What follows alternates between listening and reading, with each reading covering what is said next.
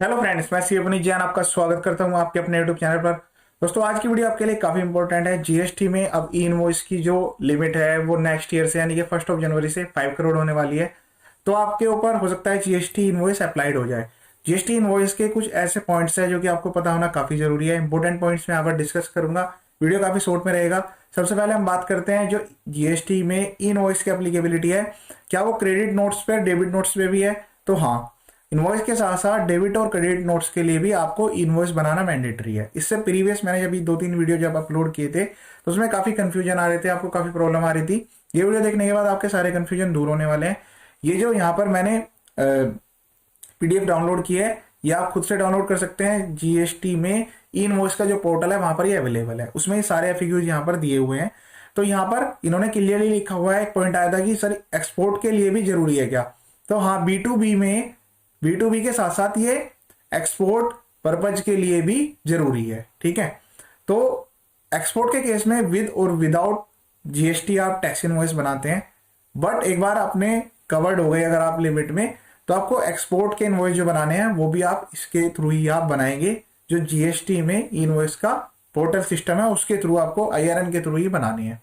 बी2सी के लिए अभी यहाँ पर इन्होंने एग्जाम्पशन दिया है, हो सकता है नेक्स्ट ईयर में इसको भी कवर कर लिया जाए। सप्लाई टू एससीजेड भी यहाँ पर कवर है, ये आप नोट कर लीजिए। ठीक है, तो यहाँ पर दूसरा पॉइंट यही है कि जब बी2बी सप्लाई, क्योंकि रजिस्टर्ड पर्सन बी2बी को जब आप इशू करते हैं तो इनवॉइस अप्लाइड होता है। इसी के साथ साथ एससीजेड को भी विद और without payment of tax, export with और without payment of tax, deemed export, वो सभी चीजें यहाँ पर कवर्ड है। बी2सी के लिए क्या ये स्पेसिफाइड पर्सन को कोई नोटिफाई अभी इन्होंने किया है? नहीं, ऐसा कुछ नहीं है।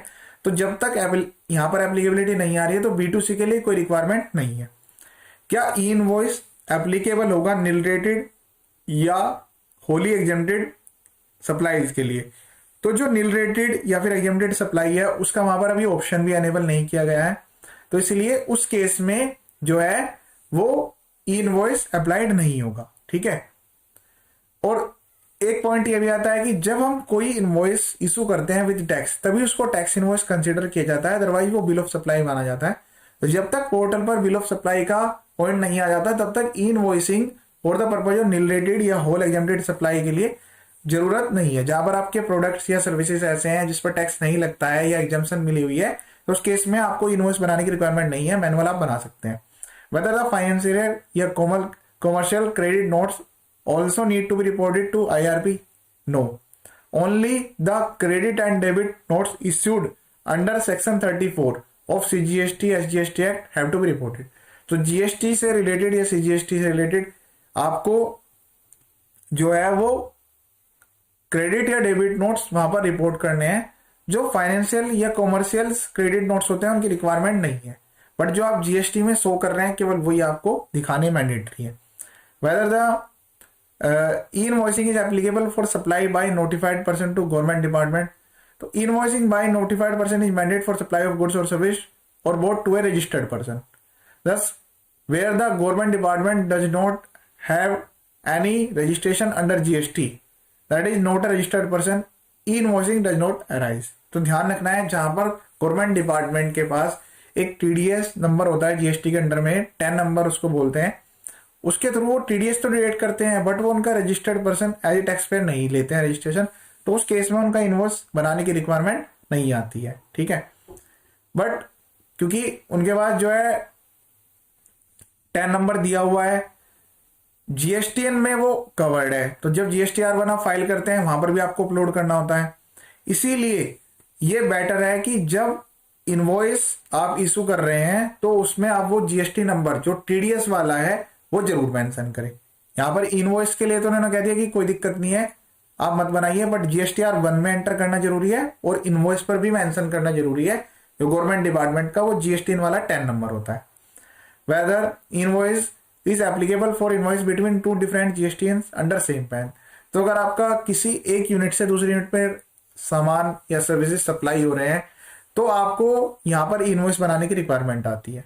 ठीक है, एज पर जीएसटी एक्ट, क्योंकि जब भी हम एक यूनिट से या एक हमारे गोडाउन से दूसरे गोडाउन में जाता है तो उसमें क्या होता है कि इनवॉइस बनाने का क्राइटेरिया और उस पर जीएसटी भी चार्ज किया जाता है। सेम वही प्रोसीजर यहां पर भी अप्लाइड है, क्योंकि अगर आपने एक से ज्यादा जीएसटी नंबर ले रखे हैं सेम पैन पर देखिए यहाँ पर स्टेट की बात नहीं आ रही है, सेम स्टेट में भी हो सकता है और डिफरेंट स्टेट में भी। मैंडेटरी का मतलब यह है कि जब आप सप्लाई इनिशिएट करते हैं, वो अपने ही किसी दूसरे गोडाउन या अपनी किसी दूसरी यूनिट पर कर रहे हैं, तो आपको इनवॉइस देना मैंडेटरी है। तो एक बार आपने इनवॉइस में कवर्ड हो गए तो फिर आपको इनवॉइस बनाना मैंडेटरी है उन सभी ट्रांजेक्शन्स के लिए भी, ठीक है। For high sea sales and bonded warehouse sales whether invoice applicable, तो इसमें इन्होंने स्पेशली इसको एक्सक्लूड करा है। इसकी जो एक्टिविटी जो ट्रांजेक्शन होती है उसको गुड्स, ना तो गुड्स में और ना ही सर्विसेज की सप्लाई में कवर्ड किया हुआ है, शेड्यूल 3 में स्पेशली एग्जाम्प्ट है। What is the applicability of invoice for import transaction? Invoicing is not applicable for import bill of entry. तो ये कस्टम के रिलेटेड डॉक्यूमेंट होते हैं, उसमें सब डाटा कवर्ड होता है, स्पेशल अलग से इन्होंने इनवॉइस को यहाँ पर नहीं रखा है, और इससे क्वेश्चन भी यहाँ पर अराइज नहीं होना चाहिए। Which entity sector are exempt from the e invoicing mandate? तो ये इनके लिए है कि अगर ये वाले एसएससी आगे आप सप्लाई कर रहे हैं, अगर हम यहाँ पर एसईजेड को सप्लाई कर रहे हैं तो हमारे लिए मैंडेटरी है। अब यहाँ पर आप देख लीजिए, एसईजेड के लिए insure, banking company, financial institution including a non banking financial company, goods transport agency supplying service in relation to transportation of goods by road in a goods carriage, supplier of passenger transport service, suppliers of service by way of admission to exhibition of cinemas films in multiplex screens, ठीक है। तो उनको भी exempt इन्होंने specially किया हुआ है इसकी नोटिफिकेशन में। The exemption from invoicing in with respect to the nature of supply transaction और with respect to the entity. तो यहां पर आप नोट कर लीजिए, it is for the entity. जो इसकी जो ट्रांजेक्शन का जो नेचर होगा कि एग्जाम्पशन जो है वो एंटिटी के लिए प्रोवाइड की गई है, ठीक है। अब यहां पर हम चलते हैं, do SEZ developers need to be issues invoice? तो यस, अगर वो स्पेसिफाइड टर्नओवर से क्रॉस कर जाते हैं तो उनके लिए मैंडेटरी है, ठीक है। फ्री ट्रेड और वेयर हाउसिंग जोन्स के लिए एग्जाम्प्ट यहां पर इन्होंने किया हुआ है। Invoicing apply for supply by notified person to SEZ? तो यस, ये मैंने आपको बताया था कि जब भी नोटिफाइड पर्सन भी एसईजेड को सप्लाई करेंगे तो उनको इनवॉइस बनाना मैंडेटरी है। अब यहां पर पॉइंट आता है कि जो आईएसडी होते हैं, इनपुट सर्विस डिस्ट्रीब्यूटर्स, तो क्या उनके लिए भी इनवॉइसिंग एप्लीकेबल है? तो नहीं, क्योंकि वो तो केवल इनपुट आपको आगे डिस्ट्रीब्यूट करते हैं अपनी जो यूनिट्स होती है, तो उनके लिए कोई सप्लाई तो वो इनिशिएट नहीं कर रहे हैं, उनके लिए मैंडेटरी नहीं है।